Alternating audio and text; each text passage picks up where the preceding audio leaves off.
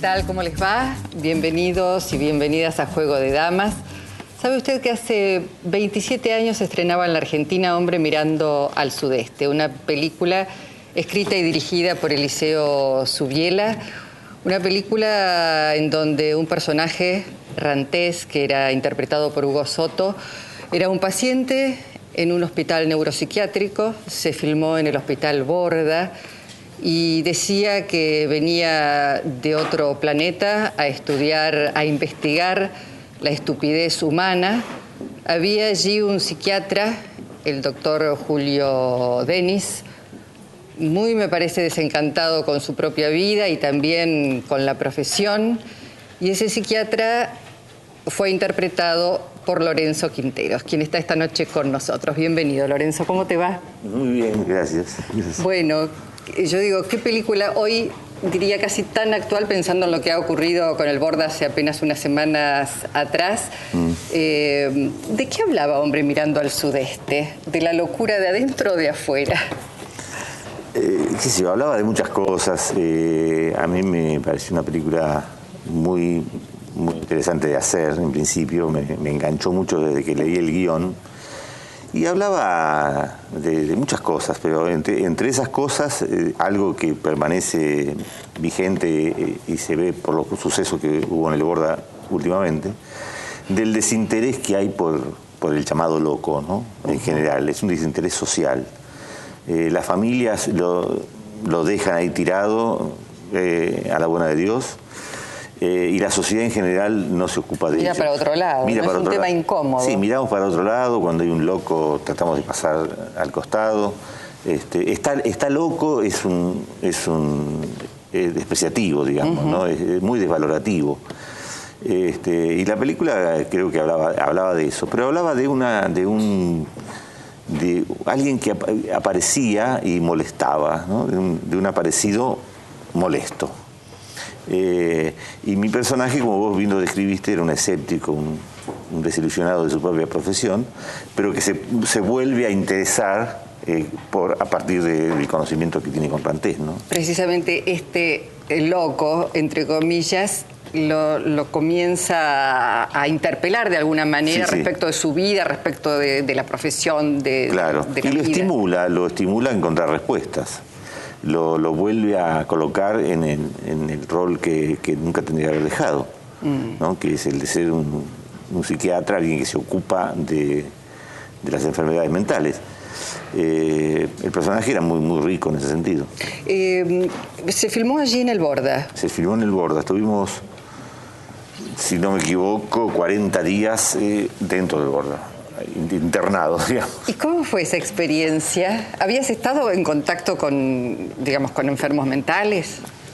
Muy lateralmente. No, la experiencia fue fantástica, digamos, en el sentido de gran aprendizaje que significó y el enfrentamiento con la sociedad que está encerrada ahí.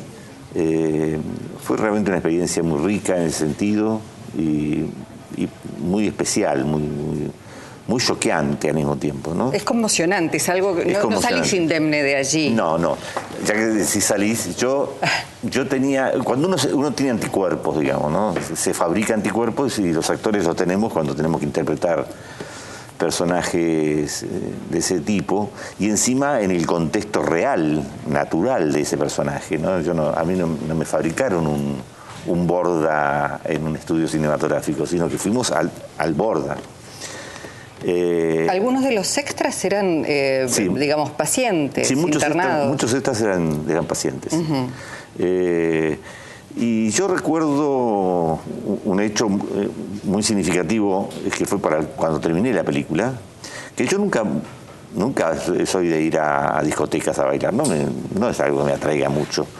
Pero me acuerdo que esa noche, cuando salí del Borda por última vez, el último día de filmación, dije, me voy a ir a bailar. Y me fui a bailar a una discoteca para sacarme de encima todo lo para exorcizar de alguna manera. Todo lo que me había quedado. Me había quedado mucha amargura, evidentemente. Necesitaba movilizarme y alegrarme, ¿no? Fíjate vos qué cosa, ¿no? Después tomé conciencia de esto. Qué cosas hace el cuerpo, ¿no? Qué cosas pide el cuerpo, qué cosas pide el inconsciente para sacarse de arriba, de encima, cosas que lo molestan, ¿no? ¿Qué te parece que demanda, a ver, un loco, alguien que está en un neuropsiquiátrico internado? Digo, ¿cuál era ese contacto? ¿Qué contacto físico, abrazo, Mira, atención? Por mi experiencia personal, yo no te puedo hablar desde el punto de vista psiquiátrico, pero mi experiencia personal generalmente pide mucho afecto, contacto físico, ¿sí? Yo me fui como haciendo amigo de ellos y ellos se fueron encariñando conmigo. Me llamaban doctor durante toda la película, doctor. De hecho, porque yo andaba vestido con guardapolvo por los patios del Borda.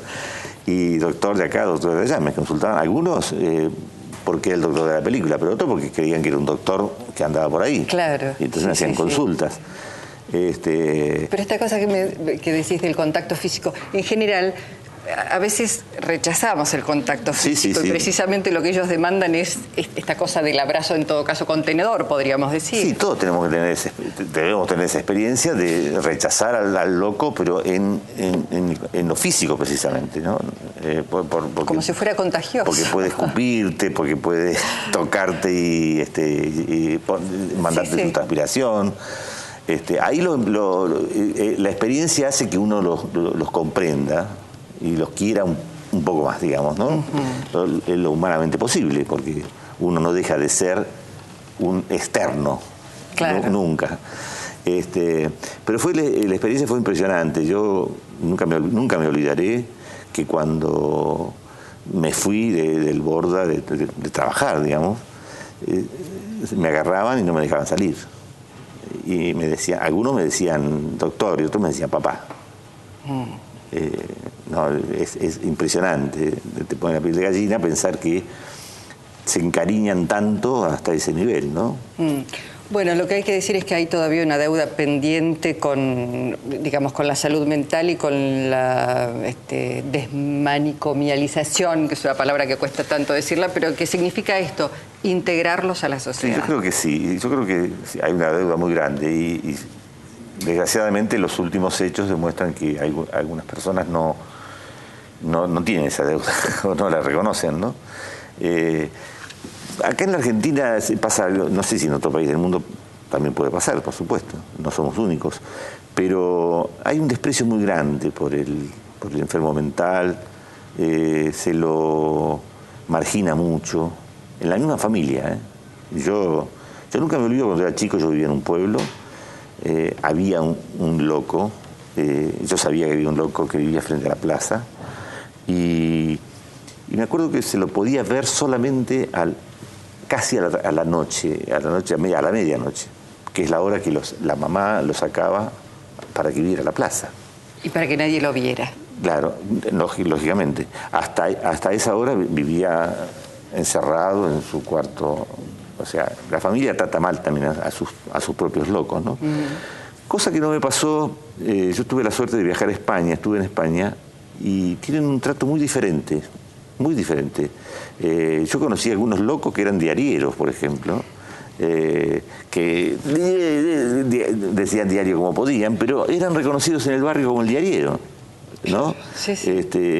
Me pareció muy interesante esto de tratar de integrarlos de esa manera. Y además estoy seguro que si se integran de esa manera son un poquito menos enfermos, digamos, ¿no? Sin lugar a dudas. Bueno, queríamos conocer de tu boca cómo había sido esa experiencia, recordar una película maravillosa, Hombre mirando al sudeste, que hace muy poquito Inca TV volvió a repetirla, la pueden encontrar además en los videos, para refrescar un poco esa película inolvidable. A vos agradecerte que hayas venido aquí. ¿Y cuándo te vemos en teatro? ¿Qué estás? Estoy ensayando un espectáculo como director que se va a estrenar en el CCC, Centro Cultural de Recuperación, el 6 de julio creo, que se llama Víctor o los niños al poder, que es una obra surrealista, una de las pocas obras surrealistas que quedan, y que la dirigió en su momento alguien que después fue fue muy condenado por loco, precisamente, que fue Antonín Artaud. Y además empiezo a ensayar dentro de unos días una obra maravillosa de Coppi, que se llama La sombra de Wenceslao. En el Cervantes. En el Cervantes, con dirección de Vilanova Cosa. Bueno, te tendremos por partida doble, actuando y dirigiendo. Gracias, Lorenzo, por haber venido. No, gracias a vos. Nos vamos al corte. Cuando regresemos, el panel de damas para hablar del Hospital Borda.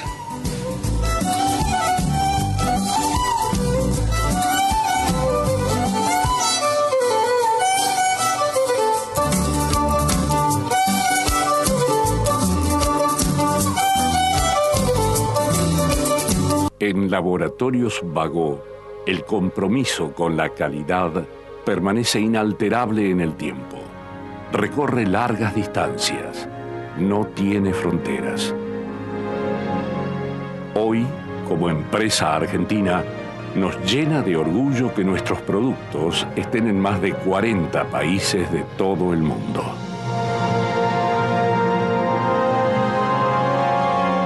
Laboratorios Vago. Ética al servicio de la salud. Morón sumó un nuevo servicio de recolección diferenciada de residuos reciclables. Todos los barrios tendrán su día verde. Lunes, Villa Sarmiento. Martes, Aedo. Miércoles, El Palomar. Jueves, Morón. Viernes, Castelar. En tu día verde de 7 a 12 del mediodía, saca los papeles, plásticos, vidrios y metales. Municipio de Morón. ENARSA trabaja con el fin de mejorar y aumentar la producción, distribución y comercialización de gas en todo el territorio nacional. Estamos llevando gas natural por primera vez a 6 provincias argentinas que representan más de 5 millones de familias como la tuya. ENARSA Gas, inyectando la energía a tus ganas de crecer.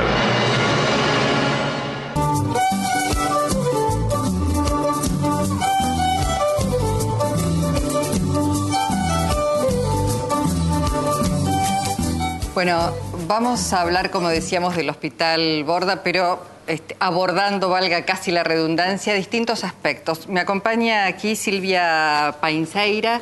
Silvia es psicóloga, hace 34 años que trabaja en el Hospital Borda.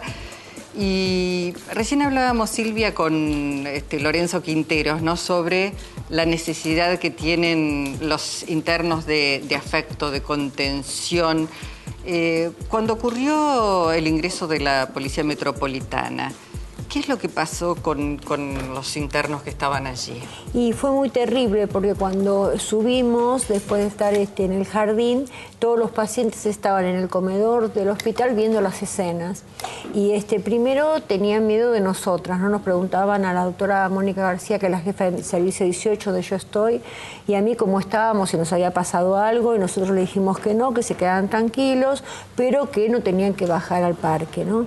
Entonces, bueno, empezaron a insultar, a decir que eran todos unos desgraciados, los que estaban ahí, y qué iba a pasar con ellos, ¿no? Y la mayor preocupación era que vinieran por la noche las topadoras y que iban a demoler el hospital con ellos ahí, ¿no? Entonces, bueno, hicimos una asamblea en ese momento con la doctora García, diciéndole que, bueno, esto era una situación que estábamos tratando de contener, que ellos se quedaran ahí en el servicio y que, se no iba a hacer esto. Lo que yo decía, no, que venían por una cosa en especial y que después se lo íbamos a explicar, ¿no? En 34 años, ¿viste alguna vez una situación semejante dentro del hospital? No, fue la más terrible y peor que viví. Yo entré en época de la dictadura, yo entré en el hospital en el año 79, así que durante todo el proceso esto no se vivió y siempre se ha respetado el hospital en estas cosas.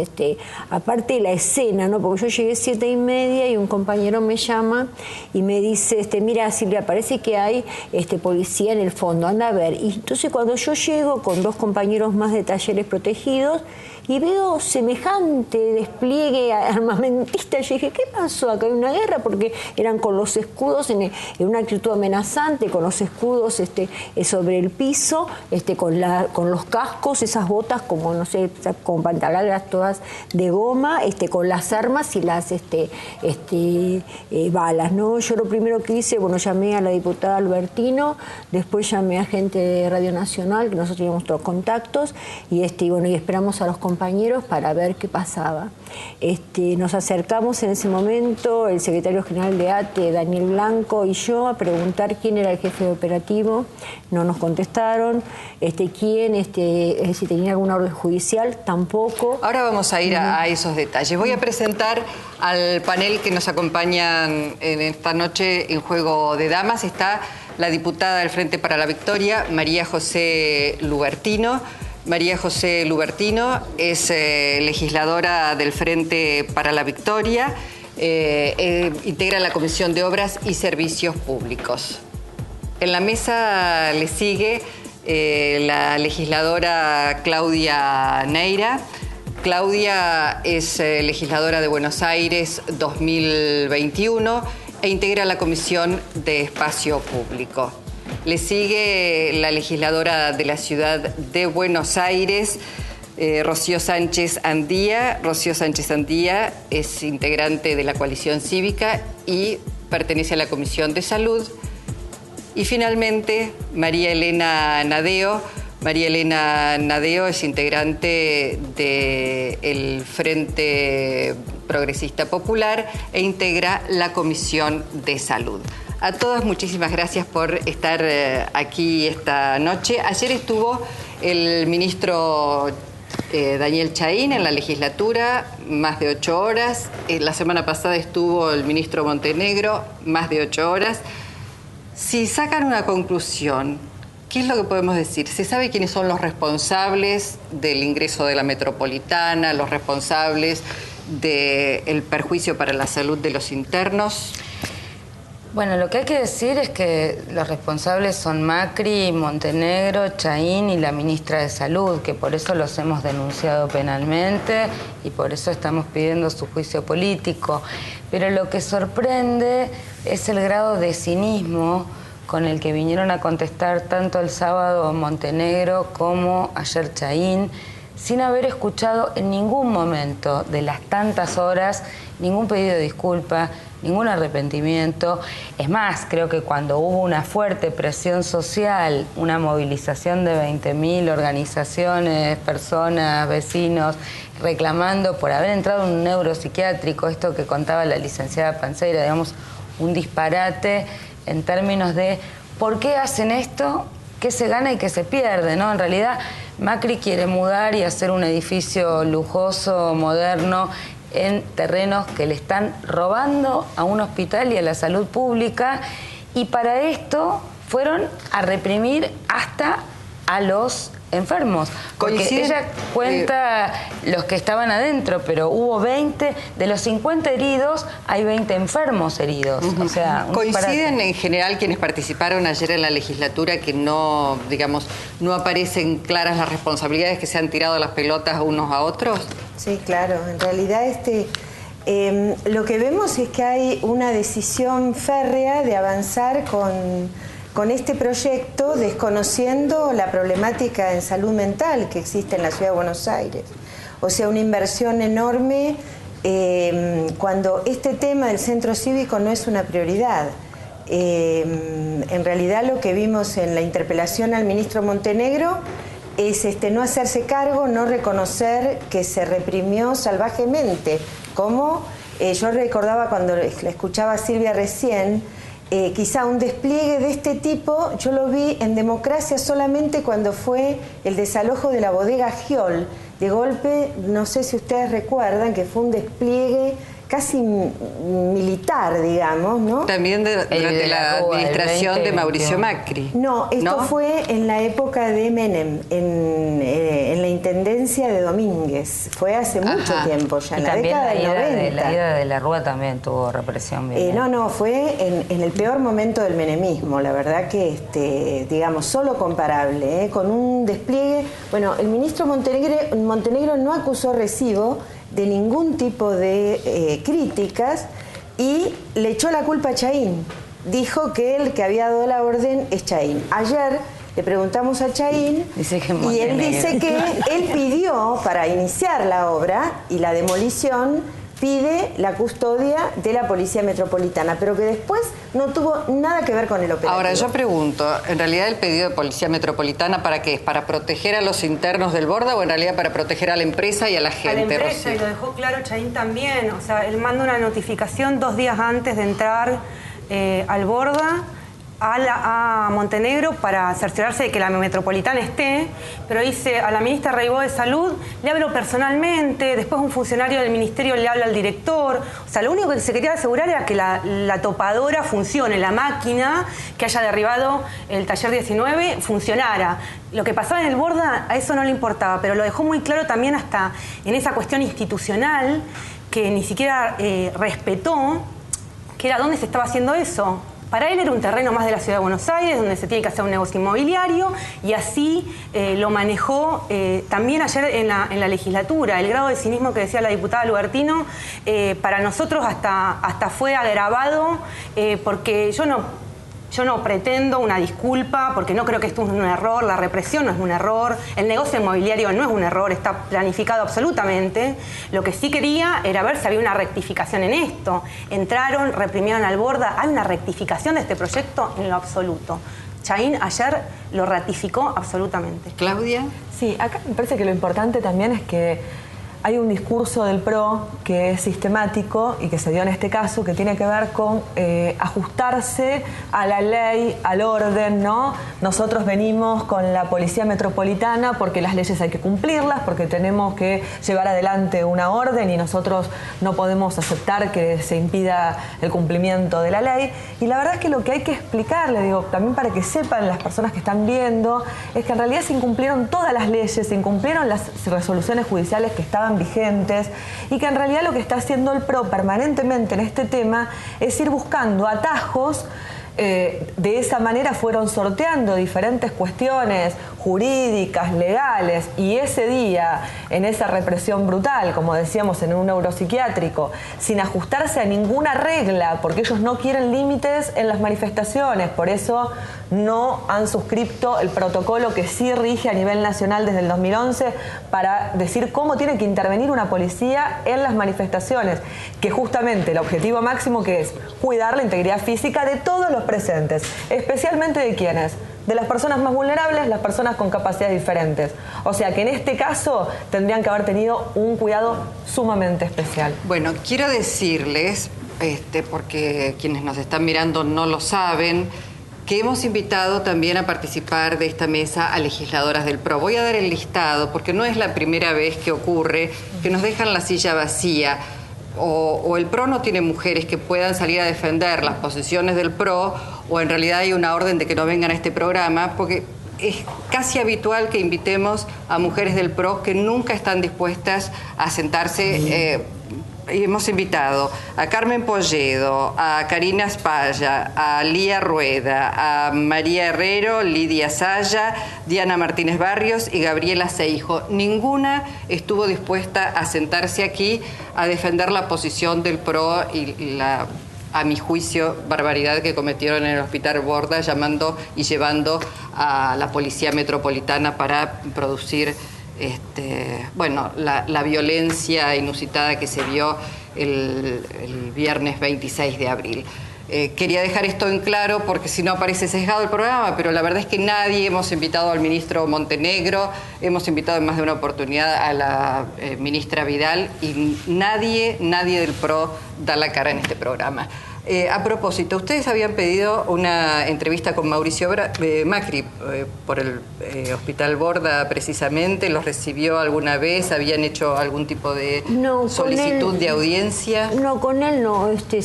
Los contactos se hicieron con María Eugenia Vidal. Le queremos dejar en claro que el día del procedimiento María Eugenia Vidal estaba en el hospital. ¿Qué es lo que dijo? ¿Pudieron hablar con ella? No se pudo hablar con ella, pero hay personas, el director de la administración contable y el jefe de mantenimiento la vieron ese día entrar al taller 19 antes que lo demolieran con una comitiva, y esto se lo testificaron a Gustavo Moreno, el asesor tutelar del juzgado número 2 en lo contencioso administrativo, que estuvo en el hospital. Nosotros en estos momentos dijimos que son personas no grata para nosotros, el doctor Pérez Baliño, que está viniendo al hospital, y María Eugenia Vidal, porque también queremos decirles a los oyentes y a los televidentes, como que el miércoles 24, habíamos hecho una inspección ocular, donde yo estuve presente y estoy en el acta también, ¿no? Con el asesor tutelar Gustavo Moreno, con el secretario de Planificación Pérez Baliño, con la ministra de Salud Ribó, con el procurador Contegrán, y con los jueces, viendo los dos talleres, el 19 y el 20, y cuáles eran las dificultades del nuevo taller, que es ruidoso, no es accesible para los pacientes, no está finalizado porque no anda el ascensor, es como que no sirve la capacidad que hay, y había 5 días para contestar esto. Se leyó el acta y se dijo que en 5 días había que presentar también el informe profesional, porque de los 13 pacientes que iban a talleres, 8 no habían podido insertarse en ningún lado y habían entrado en descompensaciones psicóticas, con ideas paranoides, ideas de persecución, no pudieron establecer vínculos, extrañaban a sus compañeros. Digamos que la respuesta fue el ingreso a la Metropolitana el viernes, 2 días después. Y nadie habla de esto, ¿no? Es como yo hoy en Facebook decía, bueno, tengo que hacer de cuenta que no estuve en la reunión, que no dije nada, yo tuve que firmar, que la abogada me pidió hacer un informe sobre por qué consideraba que no cumplía las condiciones del taller 20, y ayer cuando se lo preguntaron al ministro Chaín en la legislatura, él dijo que desconocía que se había hecho reunión. La pregunta la hizo la diputada Nadeo.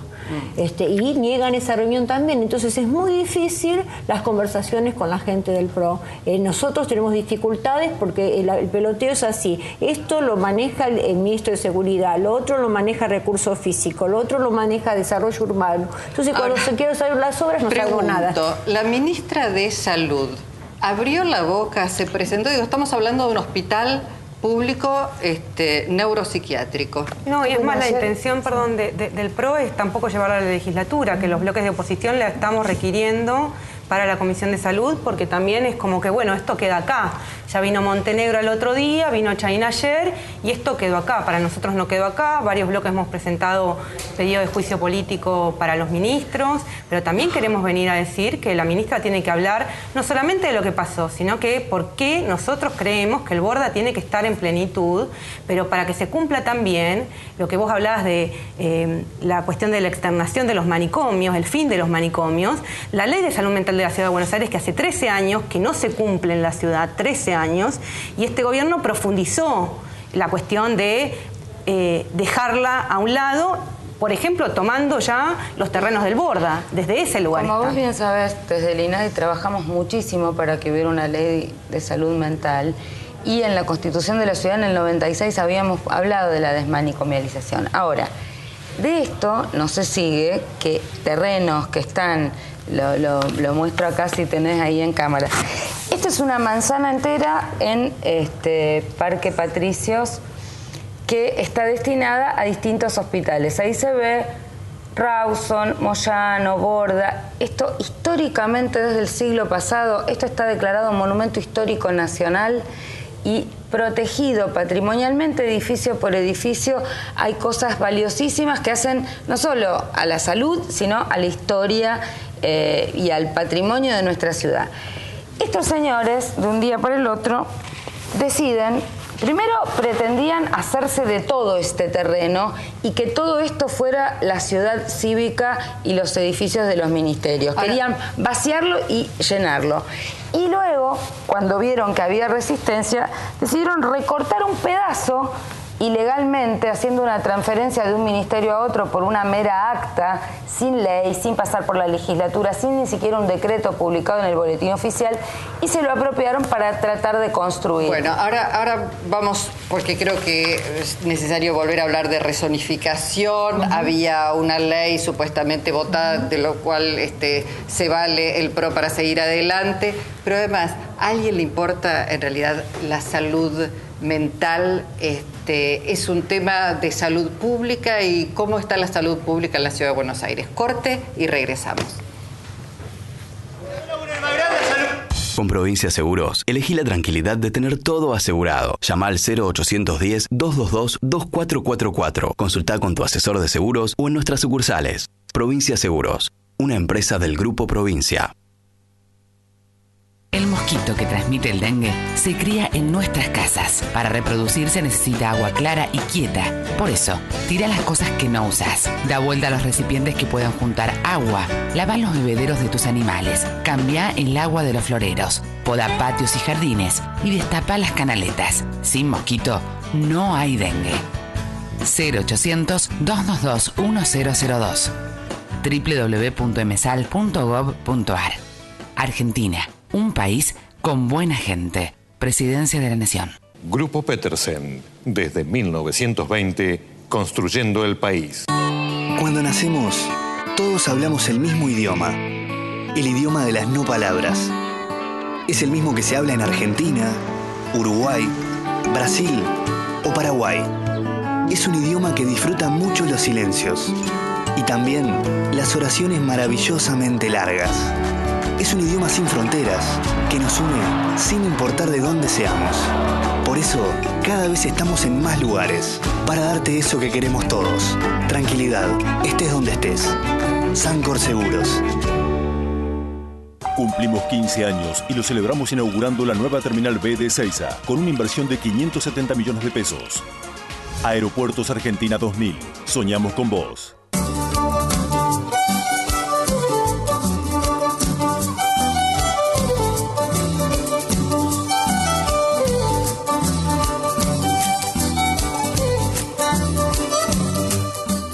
Cuando hablamos del Hospital Borda estamos hablando de la salud pública, de la salud mental, un capítulo de la salud pública, y preguntábamos, ¿le importa la salud pública al gobierno de la ciudad, al gobierno de Mauricio Macri? ¿Cuál es tu sensación, María Elena?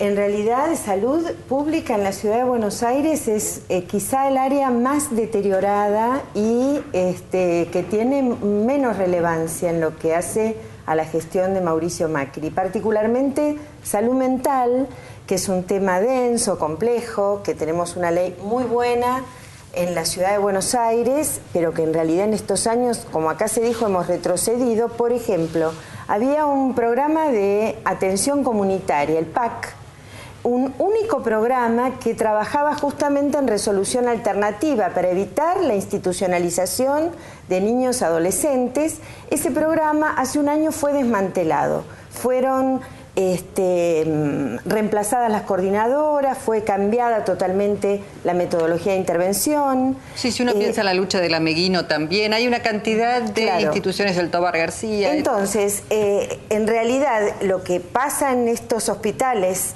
los viejos hospitales psiquiátricos, es que necesitarían un cambio muy profundo, necesitarían una refuncionalización, una inversión muy fuerte, y en vez de esto, lo que tenemos es palos, represión y, por otro lado, digamos, el cercenamiento de terrenos, ¿no? Así que estamos muy complicados y la ministra de Salud no ha dado la cara, dicen que no va a venir a la legislatura. La verdad que necesitamos que venga, que realmente rinda cuentas de qué es lo que está pasando en salud mental en la ciudad. Bueno, se había hablado de rezonificación también. ¿Qué es esto? A ver, para que se entienda muy simple, estos terrenos del Borda tienen una zonificación que está planteada, digamos, todos los terrenos tienen una determinada zonificación que es específica para el Hospital Borda y que todo el terreno tiene una misma zonificación. Por supuesto, si pretenden hacer algo diferente que un hospital, en este caso funcionalidad administrativa, deberían cambiar la zonificación. ¿Qué encontraron ellos como hartazgo? Decir, bueno, no, en realidad no hace falta porque no supera el 20%, y lo que vendría a decir la ley es que si lo que se va a instalar es accesorio de lo principal, sigue el destino de lo principal, no lo necesitaría. Ahora, esto no es accesorio de lo principal, son dos cosas distintas. Una cosa es oficinas administrativas, otra cosa es un hospital. Y a su vez, al mismo tiempo, como otro atajo, lo que hicieron fue lo que decía María José, transferir estos terrenos de salud a desarrollo urbano. Con lo cual, en realidad, ahí se están contradiciendo, porque si hay una transferencia, en realidad lo que hicieron es fragmentar. Si fragmentaron, ya dejó de ser accesorio, sino que pasó a ser una cosa distinta, por lo cual no puede seguir el destino de lo principal.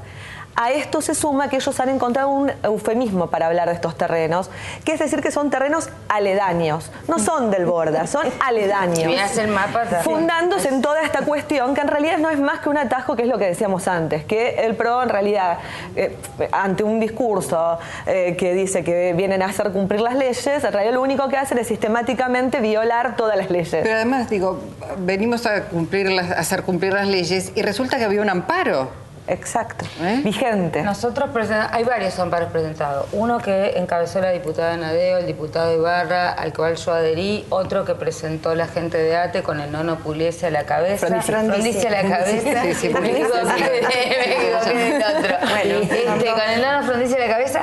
Y en esos amparos no solamente había una medida cautelar vigente que violaron, y eso configura el delito de desobediencia, cuando un funcionario desobedece. Por eso los multaron judicial, después. Claro. Los multaron administrativamente a Macri, al ministro Chayín y al procurador. Pero nosotros los hemos denunciado penalmente porque esto tiene un correlato penal que es incumplimiento de los deberes de funcionario público, desobediencia, etc. Pero además, esto que contaba recién la licenciada, que es que en esas causas se había hecho una inspección ocular precisamente porque una de las cuestiones de fondo es dilucidar si podían tirar abajo, no podían tirar abajo el taller protegido, si lo podían mudar a otro lado. Entonces, realmente esto se hizo con alevosía y porque temen o temían que la justicia les dijera que no podían avanzar sobre el taller protegido. Tenían una cautelar, pero lo mismo están haciendo con el Metrobús, con los precintos. O sea, están violando permanentemente cautelares, no se detienen aun cuando la justicia le dé una orden en contrario. Eso es muy grave, pero ahora está violado todo con estos tiroteos de los pacientes, o sea, y grabado y filmado. O sea, aunque la política no nos acompañe desde la composición de la legislatura, penalmente no puede ser que todos los jueces que tienen denuncias y los fiscales que han intervenido dejen esto en la impunidad. Esto es gravísimo. ¿Cómo sigue esto en la legislatura, Rocío? ¿Qué es lo que se puede esperar? No, para nosotros primero es importante la presencia de la ministra Reibó, porque obviamente la cartera de salud tiene que dar explicaciones. No nos parece igual menor y que el PRO obviamente ha entendido que esto es grave. Hubo derrumbes de edificios en la ciudad, hubo 2 muertos en el Indoamericano y ahí no aparecía nadie. Hubo hechos gravísimos también durante todo este periodo, pero acá vinieron 2 ministros. Entonces el PRO sabe que lo que hizo fue ilegal, tanto derrumbar el taller protegido como la represión. Fue ilegal y lo entiende. Entonces también por eso nosotros planteamos un juicio político. Desde la coalición cívica planteamos el juicio político para el ministro Montenegro y para Chayín, y otros bloques han planteado directamente al jefe de gobierno. ¿Les dan los números para llevar adelante el juicio político? Porque este es un tema también. Dan los números para empezar, digamos. Por lo menos yo creo que habría que iniciar una comisión investigadora donde se pueda realmente recoger todos los testimonios de los heridos, de los, digamos, de los periodistas, de la comunidad, y en función de eso ver. La Constitución de la ciudad plantea, son 2/3 para un juicio político, para aplicar una sanción. Y la correlación de fuerzas no nos está dando eso. Esto también es un llamado de atención a la ciudadanía, ¿no? Que realmente la legislatura tiene que cambiar su composición para que el gobierno de la ciudad no siga contando con tanta impunidad. Hemos pedido también que vengan los 2 jefes policiales, Pedachi y Jiménez. No es menor, no porque vamos a hacer el juego que van a querer hacer, que es deslindar las responsabilidades en ellos, sino para marcar las contradicciones, porque en realidad nadie habló con ellos, nadie les dio las órdenes a ellos, y la verdad que ellos nos decían que hablaban permanentemente con Chayín. Chayín lo niega, entonces esto es el juego del gran bonete, y bueno, la verdad es que queremos que todos se contradigan y después se vayan a carear a la justicia penal para ponerse de acuerdo, porque pero ya también es porque la policía metropolitana no puede ser así, digamos, claro. Más allá de quien sea el ministro de seguridad, la policía metropolitana no puede continuar procediendo así. Nuevamente, Parque Centenario, Sala Alberdi, ahora el Borda. Si ya entraron al Borda, ¿qué otro límite tienen? Si no hay más límite en lo humano que entrar a un neuropsiquiátrico y hacer esta represión y ejercer esta violencia sobre todo. En el Borda, ¿cómo siguen las cosas? Y en el Borda mañana tenemos comité de crisis. Por un lado, ATE estuvo llamando a la gente que fue víctima de todo esto a que se presentara. El abogado está presentando también una causa. También estamos viendo los lesionados que pasó. En el momento armamos un operativo en donde se atendieron gente en clínica médica y los traumatizados en cirugía. De esas personas nosotros tenemos 23 los datos constatados. Hay un paciente que tiene 22 heridas de balazos de goma en el tórax, otro que tiene un culatazo en el pecho. Hoy nos enteramos que el padre de un paciente fue detenido y también fue golpeado y estaba de visita en el hospital visitando a su pariente. Así que estamos juntando también todo eso para actuar en consecuencia. Nosotros creemos en la palabra de nuestro director, en que él no sabía de la invasión, de que iba a venir la policía. El ámbito de ese taller que fue tirado abajo, porque finalmente fue tirado abajo. Claro, está tirado, eso está todo al aire libre. Hay máquinas importantes porque con el apuro de querer demolerlo dejaron, hay máquinas polidoras, hay morsas, taladros de hierro forjado, hay máscaras que eran para la soldadura, todo eso, el abesto que era tan importante para ellos, todo eso está tirado en el jardín, no lo han levantado todavía y nosotros estamos viendo a ver cómo se hace. Lo que decía Jaina ayer es que no podía entrar, no sé por qué no pudieron entrar, porque tuvieron que ir, ¿no? Por los violentos que había en el hospital, que eran ellos, no pudieron hacerlo. Así que nosotros estamos en plan de lucha y movilización permanente. Para nosotros esto fue un atropello, una represión salvaje y lo que no vamos a permitir, porque nosotros queremos a nuestros pacientes, queremos al hospital, es que el PRO siga avanzando con estas cosas.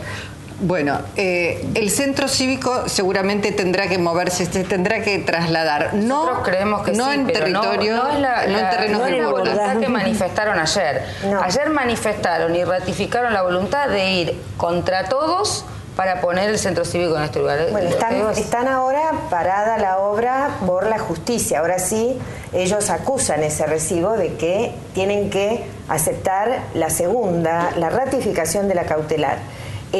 Yo creo, hay quienes plantearon también que el centro cívico se ha convertido en una obra de tipo secundaria y no prioritaria para los intereses de la ciudad.